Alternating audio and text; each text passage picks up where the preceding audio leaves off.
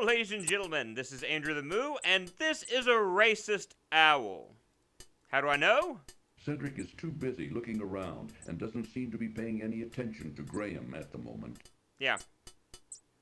So let's go ahead and walk over in this direction, and what happens? It will cost you 1 gold coin to see Madame Mushka. 1 gold coin to see Madame Mushka. Well, being the fact we grabbed 1 gold coin out of the temple, we have 1 gold coin. So let's go ahead and present 1 gold coin.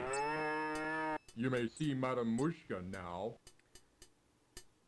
Warning. This cartoon contains material that may be necessary for information or clues to complete this game. So as the Please video be sure to says, check this your is going to inventory tell us if you what we decide need to skip. know concerning about the video game as far as why Mordak has done what he's done. That's right. Why is that evil wizard so evil? Evil.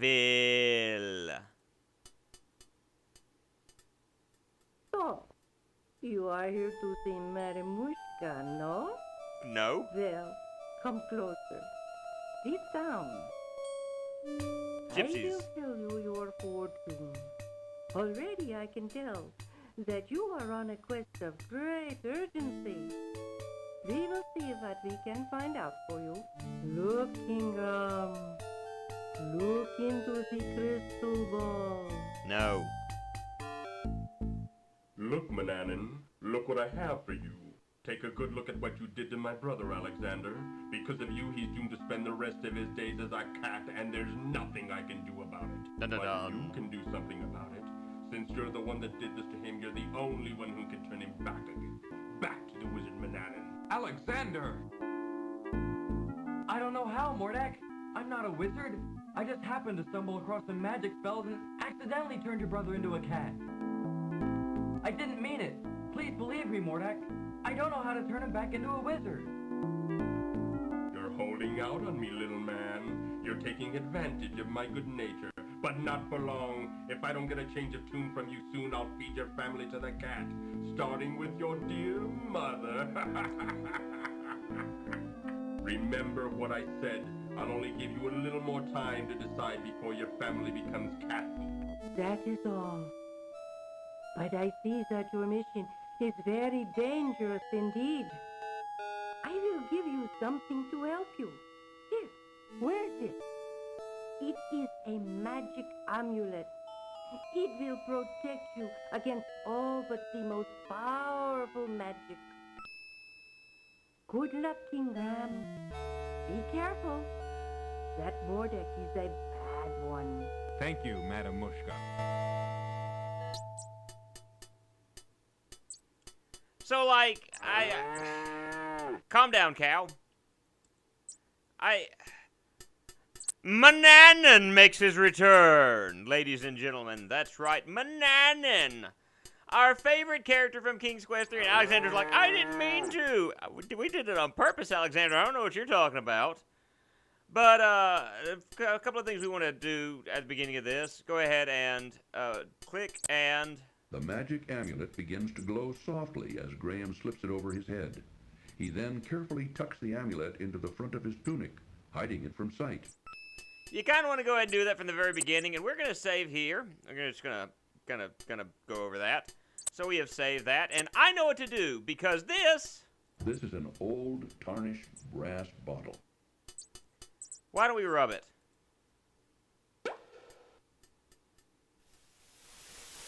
Ah, freedom at last! Now you spend the next 500 years in a bottle. But,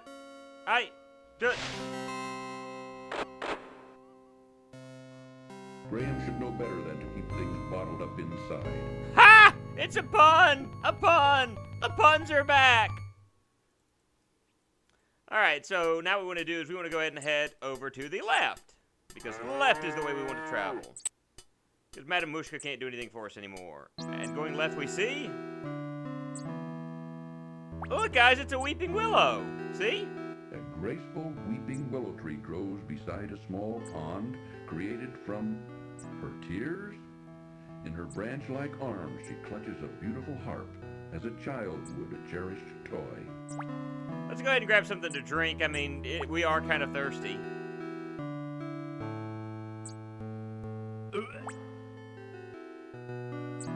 What's wrong, Graham? That's salt water. Alright, so let's talk to her now. Miss Willow? Yes? You can talk? Why, of course I can. What did you expect? Well, I've never seen a talking tree before. What's wrong? Everything's wrong, can't you tell? I'm not really a tree. I'm really a princess. You see, my fiancé and I were walking through this wood when a nasty old witch came along and was instantly charmed by my handsome prince. When he naturally refused her advances, she jealously banished him to a faraway land and turned me into a tree. Then she stole my heart. Stole your heart? Yes, she turned my heart to gold and took it away with her. The only way I can become human again is to have my heart brought back. Now, all I have to cheer me up is my harp. It's quite magical, you know. It plays the sweetest music you've ever heard. Now please, leave me alone in my sorrow.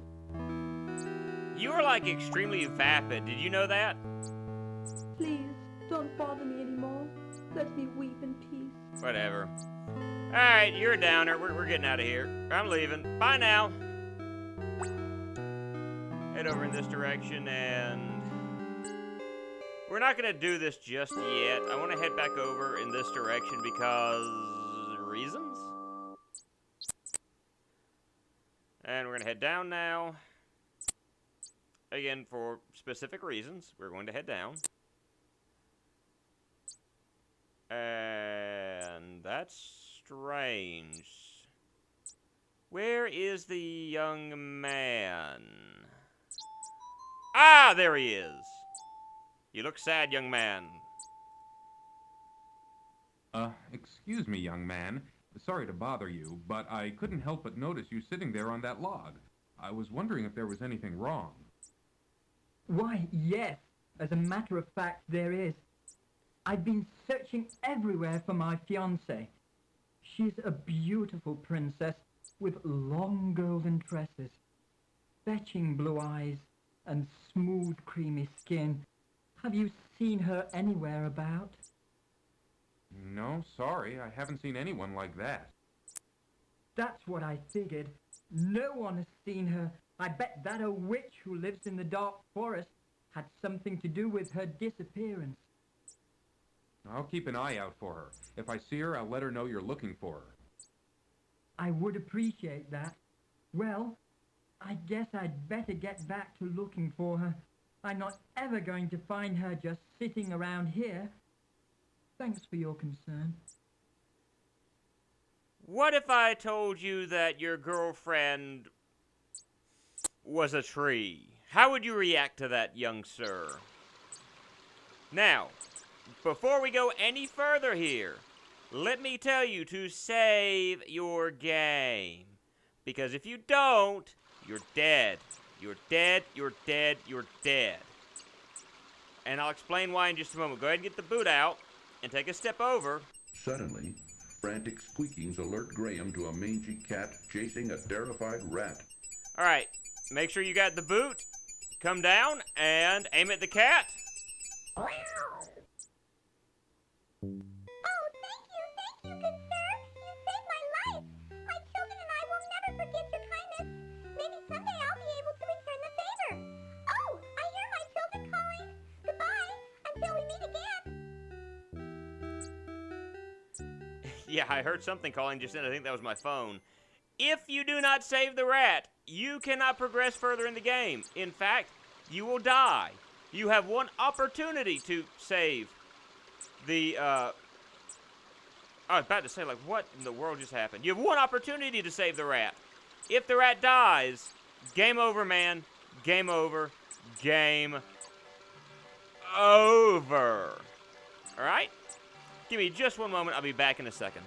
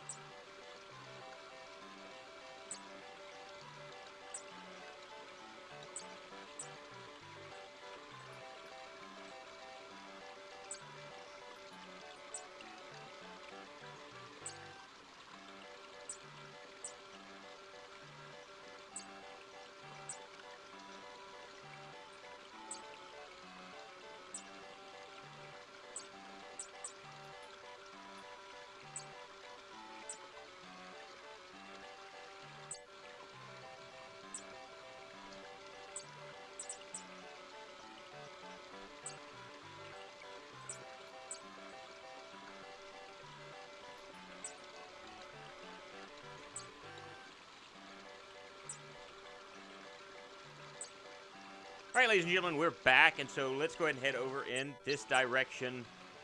And I reckon, you know what? I'm going to wait before we do that. There's one other area I want to visit first. We're going to go north. Because north is where we're going to need to go next. I'm going to double check to make sure I have every single item that I need before we go into this, because if I don't, you know, I'm dead. So that. All right, I've got everything pretty much that I need. All right, take it away, Cedric. Oh, no.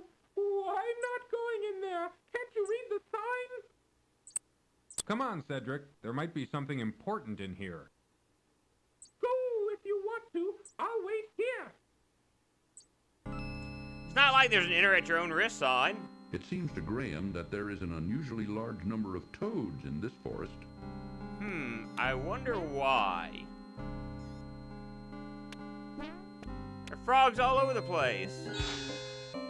Uh-oh, no, a witch! To Graham's great relief, it appears that the witch's magic has been stopped by the amulet he is wearing, just as Madame Mushka said it would. Haha. Let's try talking to her. What are you doing in my forest, young man? Don't you know you're trespassing? Oh, I didn't know this was a private forest. Do you own it? Of course I own it. It's mine. And what did you do to my magic? I don't think you need to know. Now tell me something. How does one leave this confusing forest? I'll never tell. I'm afraid you're stuck, dearie. Now you're my prisoner. We'll see about that. Yes, won't we? Lovely. So, what she's talking about is if you don't have all the items you need, you can't leave the forest, because watch what happens when we go back. We try to go out this way, she teleports, and we're no longer where we were a minute ago. And we go up here, and she gets in the way of whatever building this is. So, I mean, there's not a whole lot we can do, so what we're going to do is, remember this item? We got Genie a minute ago. What's this?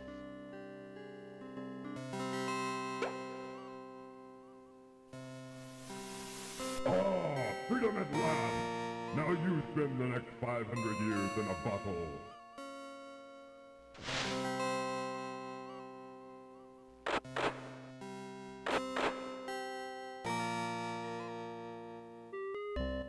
Good. That old witch won't be seen here for a long time. But now, how to get out of this dreadful forest? Dun dun! I think we can go in here. Now, two things I've got to do. The first of which is I think it's right here. A small, intricate spinning wheel is put away in the trunk. Not anymore. Reaching a hand into the trunk, Graham retrieves the small spinning wheel. Alright, so we grab the spinning wheel, and I think it's right here. A small leather pouch is tucked away in the drawer. Graham reaches the drawer and removes the leather pouch. Not like she's going to need those items, so what we're going to do is go ahead and... The small leather pouch is drawn tightly closed. Not what I meant to do. Upon opening the leather pouch, Graham discovers 3 sparkling emeralds. Alright, so we're going to need that, so let's hop out here. Wait,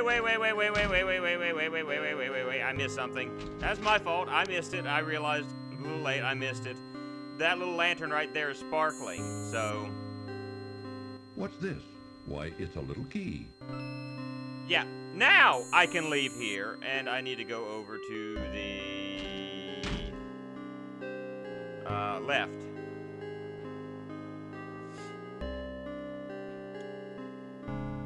Alright, Froggy. Little Froggy. Sorry. Froggy always runs away from me. Such is life. Graham tugs firmly on the door in the tree, but finds it securely locked. Reason why it's securely locked is because we need a key.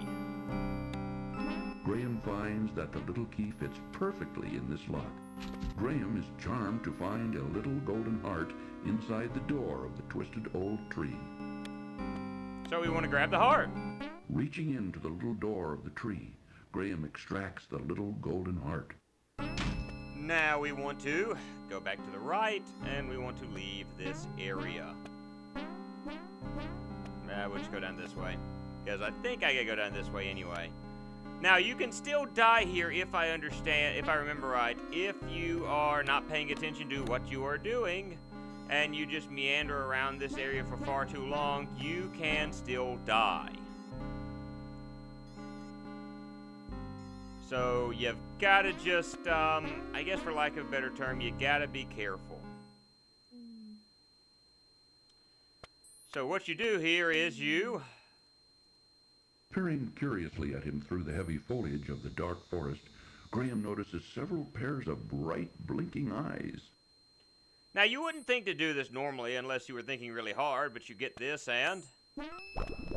Graham squeezes the honeycomb as hard as he can, which causes the honey to drip out of it onto the ground, creating a sticky little puddle at his feet. Now all that's left of the honeycomb is a piece of beeswax, which Graham puts back in his pocket. All right, so now what you do, we got the beeswax right there, grab an emerald and...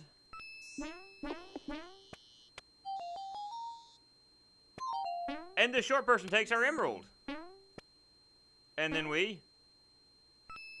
A little bit closer, and... Small person comes and gets it again, and then, you know... What we're going to do next, I like how Graham tries to reach out for him, even though he's that far away, like, I got him! But it's in the honey now.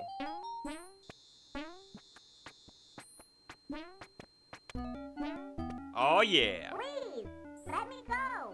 I beg of you. Why should I do that? What will you do for me?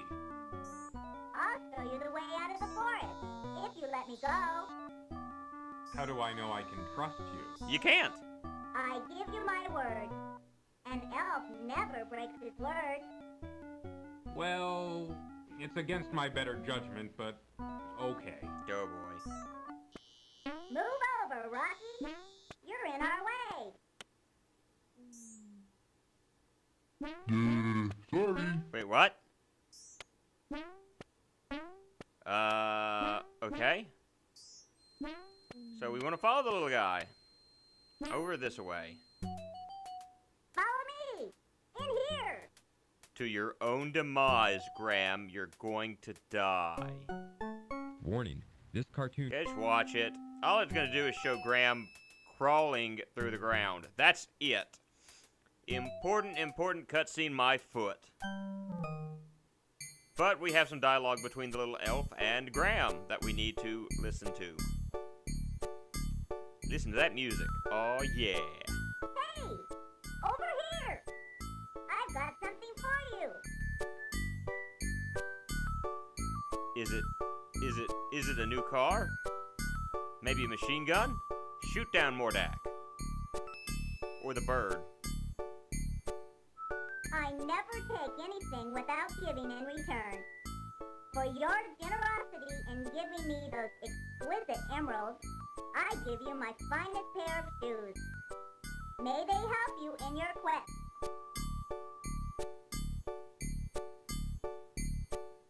Follow that passage over there. It's the way out of the dark forest. Thank you very much for all your help. I'm sure I'll be able to find a use for these fine shoes. Alright, so now we're going to take control of Graham again, I think, in just a second. Or not. He's going to crawl through there himself. Bye, little elf. And Graham crawls through again. So let me rephrase that. There was something kind of important to it because it showed you that you got the shoes, but still. Oh, I'm glad to see you're okay. I was beginning to worry. You were right not to want to venture in that dark forest, Cedric. I thought I'd never get out of there alive.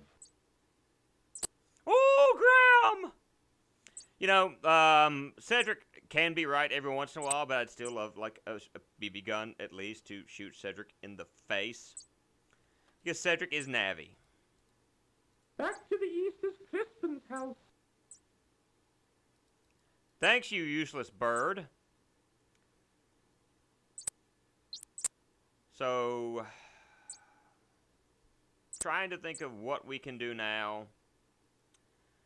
If I go to the... I could technically take care of those things. I'm weighing my pros and cons right now. I am going to save here. And we're just going to save over the rats. And we're going to call this an episode. And in the next episode, we are going to finish up this area. Ooh, I know what I need to do now. We'll finish up in just a second. Hold on. We want to go over this away. We have to wait for Cedric every single time. And we're going to ignore these guys for a moment. Why? Because of the fact that Cedric's racism is rubbing off on us, and we don't want to talk to the dwarves. And we certainly don't want to talk to this surly thing. But if we go back over to this little area right here, the gypsies are gone because they are sick and tired of little owl racism. But they left something. What is it? A tambourine lies on the ground near the abandoned gypsy encampment. So let's go ahead and grab the tambourine. Not seeing the tambourine's owner, Graham bends down and rescues it from the ground. Now we shall save the game and call this an episode. We had like two videos in this episode. But this has been Andrew the Moo. I will see you in the next episode. Have a good one. Bye now.